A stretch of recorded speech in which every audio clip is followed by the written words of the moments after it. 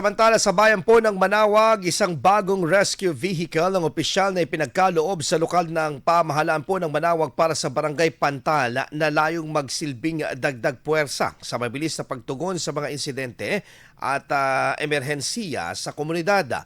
Ito na ang ikalawang rescue vehicle na naibigay sa munisipalidad na patunay ng patuloy na pagpapalakas ng kakayahan ng bayan sa disaster preparedness at emergency response.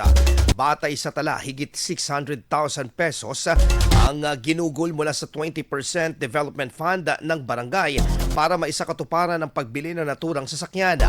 Ayon sa pamunuan, malaking tulong ito sa pagpapaigting ng serbisyong pangkaligtasan at pagtiyak na may sapat na kagamitan ng barangay upang makaresponde sa oras ng pangangailangan. Kasama sa turnover ceremony ang mga opisyal mula sa Liga ng mga Barangay na siyang naging saksi sa ginawang paggawad sa isinagawang flag raising ceremony sa nasabing bayan. Samantala, tiniyak naman po ng lokal na pamahalaan ng Manawag na patuloy nitong susuportahan ang mga inisyatiba at proyekto na nakatuon sa kaligtasan at kapakanan ng residente at lalo na sa panahon ng kalamidad at sakuna. IFM News. IFM News. IFM News.